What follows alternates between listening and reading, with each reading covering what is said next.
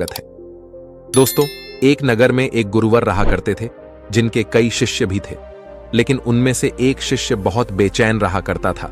जब भी वह भिक्षा मांगने के लिए बाहर जाया करता तो उसे वहां दुख, दर्द, तकलीफें, परेशानियां ही नजर आती। यह सब देखकर वह बहुत दुखी रहने लगा था।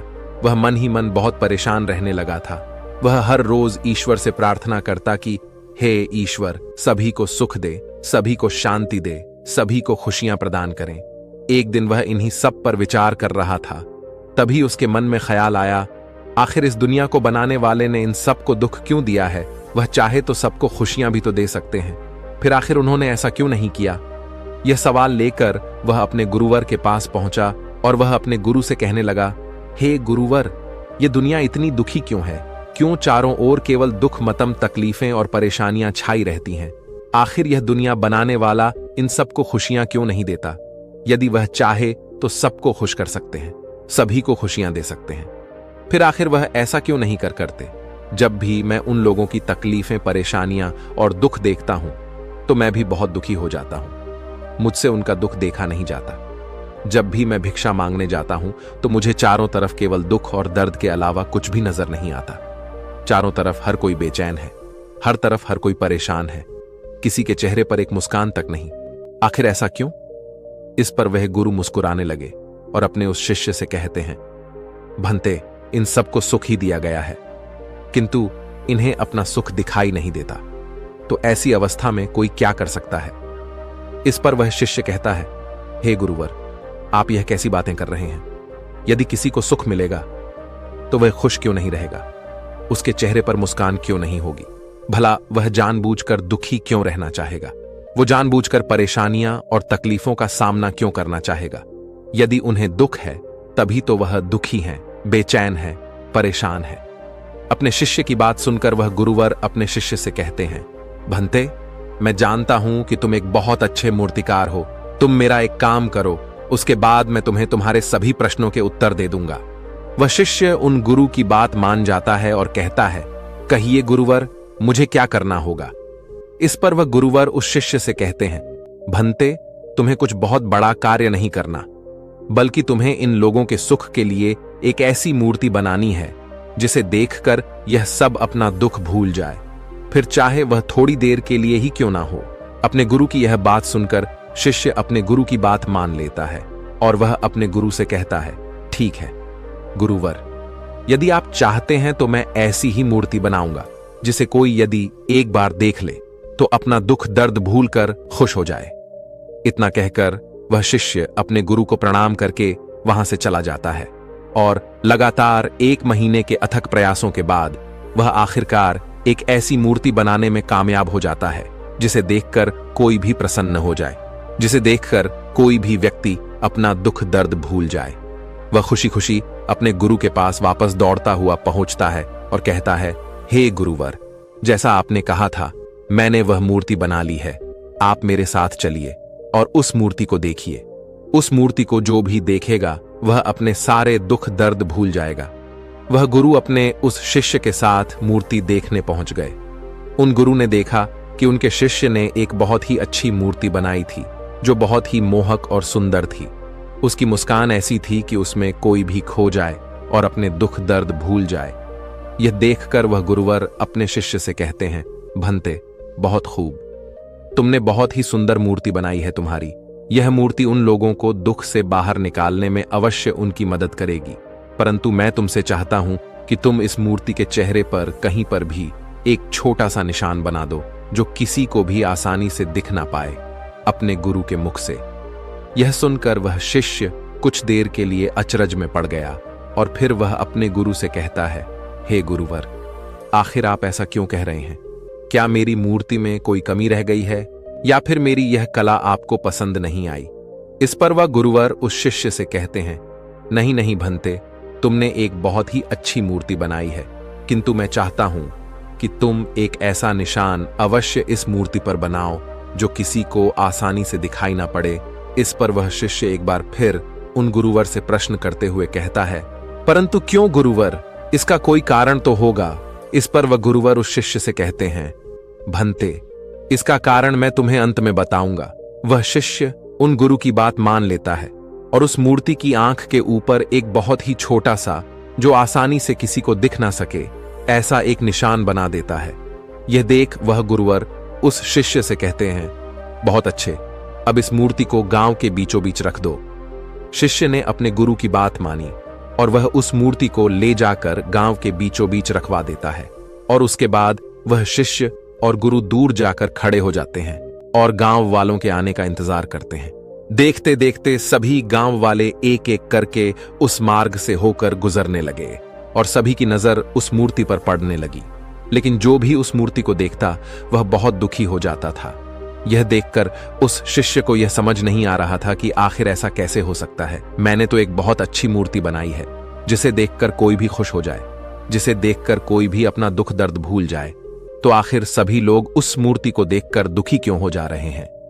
इसी प्रकार एक व्यक्ति उस मूर्ति को बहुत ध्यान से देख रहा था। कुछ देर तक वह यूं ही उस मूर्ति को देखता रहा, फिर अफसोस करता हुआ वह आगे बढ़ गया। तभी रास्ते में वह गुरु और शिष्य ने उस व्यक्ति को रोक लिया और गुरु ने उस व्यक्ति से कहा, क्या हुआ, तुम बहुत दुखी दिखाई दे रहे हो। इसके जवाब में वह व्यक्ति कहता है, हां गुरुवर, गांव के बीचों बीच एक मूर्ति रखी गई है। देखने में तो वह बहुत सुंदर है, बहुत दिव्य है। मूर्ति ऐसी बनाई गई है, यदि देखो तो देखते ही रह जाओ। पर अफसोस की बात यह है कि उसमें एक छोटी सी कमी रह गई है। शायद मूर्तिकार ने उस पर ध्यान नहीं दिया। उसने मूर्ति की आंख के ऊपर एक छोटा सा निशान छोड़ दिया है, जिसे देखकर मेरा मन बहुत दुखी हुआ। मैं समझ नहीं पा रहा कि आखिर मूर्तिकार ने वहां पर वह निशान क्यों बनाया। क्या उसने गलती से ऐसा किया या जानबूझकर? यदि वह निशान वहां पर नहीं होता तो वह मूर्ति अति सुंदर होती। इस पर वह शिष्य तुरंत ही उस व्यक्ति से कहता है, परंतु वह निशान तो बहुत बारीक सा है और वह किसी को आसानी से दिखाई भी नहीं दे सकता।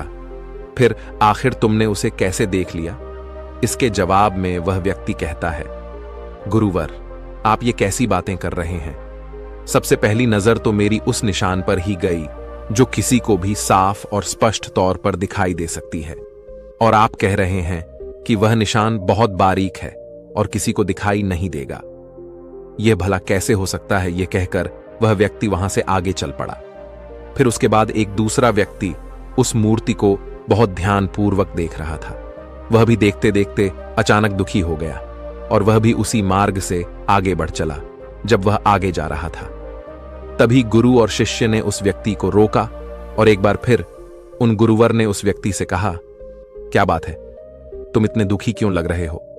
इसके जवाब में वह व्यक्ति कहता है, हे गुरुवर, गांव के बीचों बीच एक बहुत ही सुंदर मूर्ति रखी गई है जो बहुत ही लुभावनी है, जिसे देखकर बहुत आनंद आ रहा था। लेकिन तभी अचानक मेरी नजर एक ऐसी चीज पर पड़ी जिसे देखकर मैं बहुत दुखी हो गया। इस पर वह गुरुवर उस युवक से कहते हैं, आखिर तुमने उस मूर्ति में ऐसा क्या देख लिया?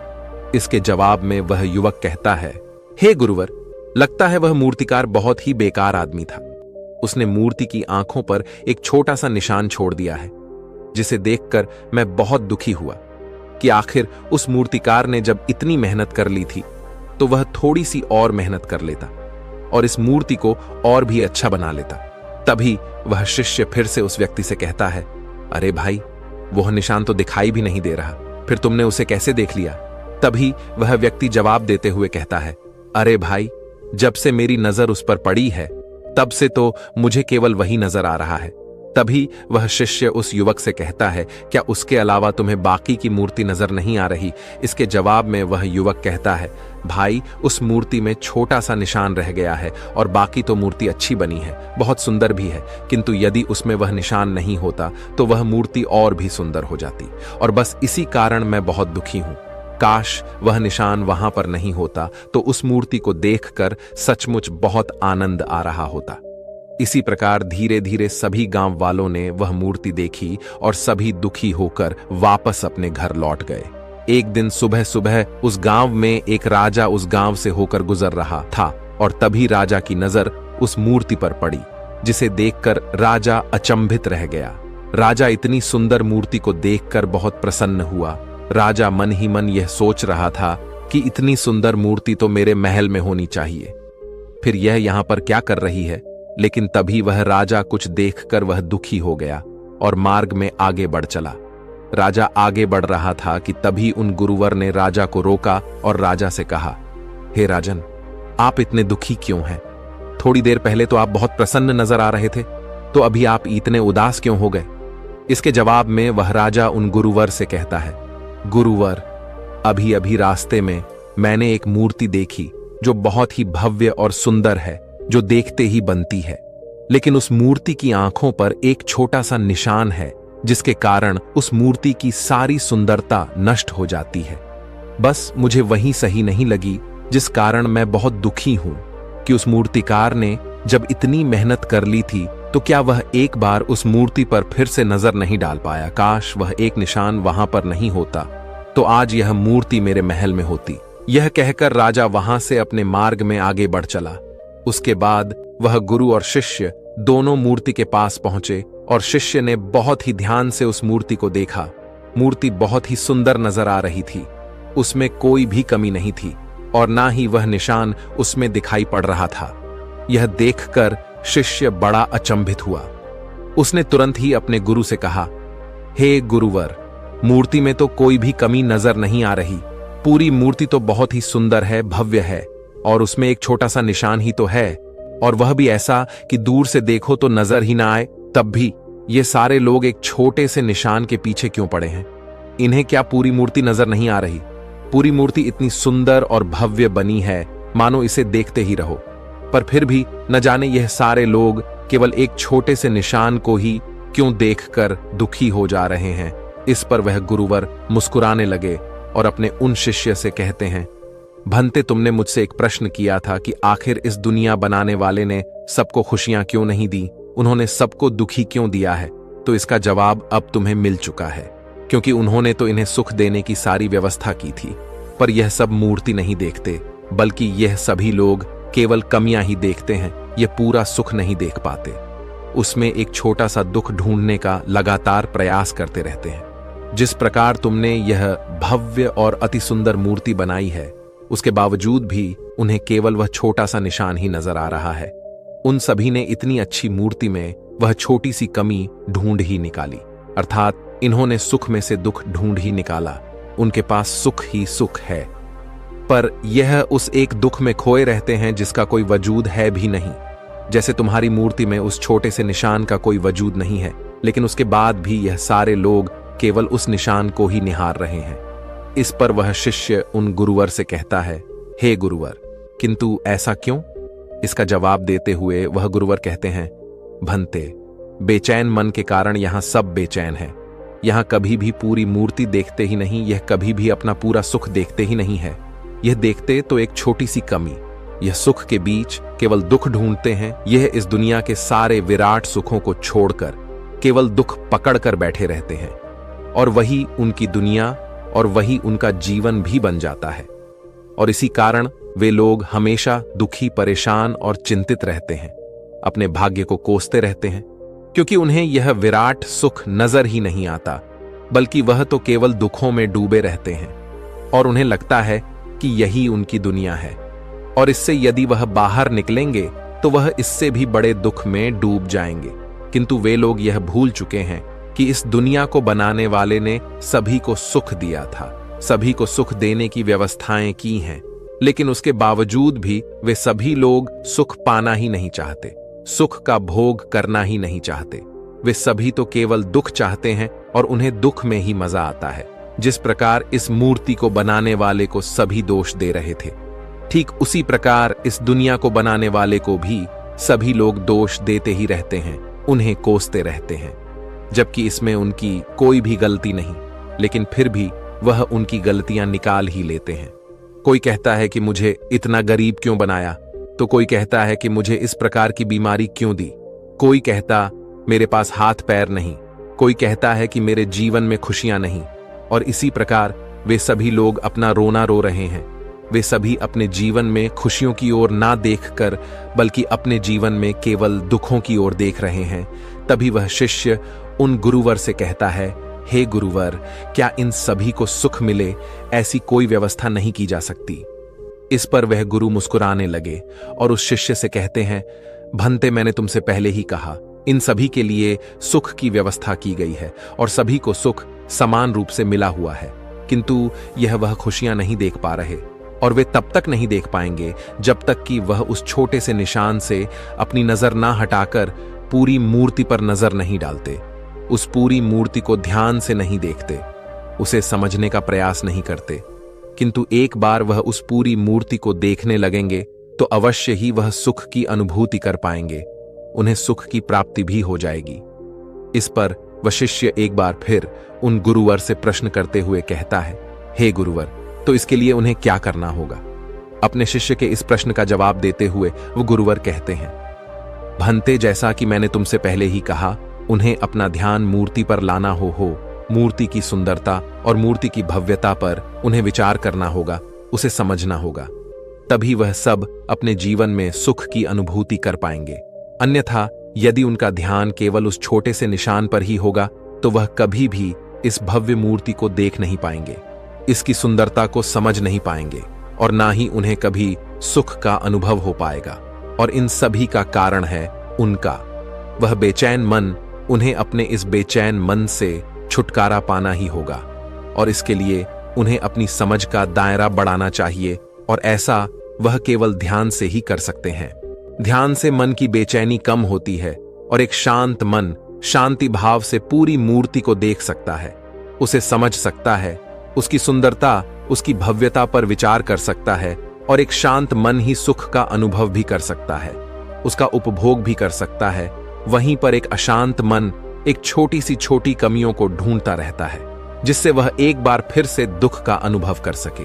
वह अपने दुख से बाहर नहीं निकलना चाहता, क्योंकि उसे डर है कि एक बार सुख उसे मिला तो वह फिर से उससे छिन जाएगा, और एक बार फिर उसे दुख का अनुभव करना होगा।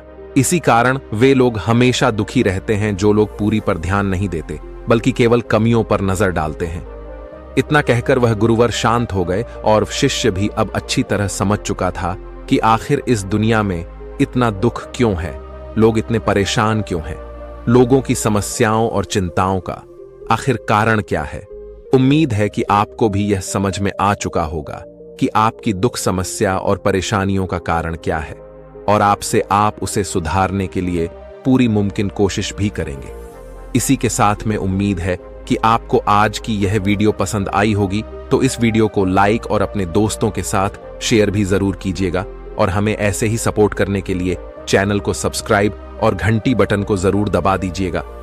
चलिए मिलते हैं अगली वीडियो में, तब तक के लिए अपना ख्याल रखें।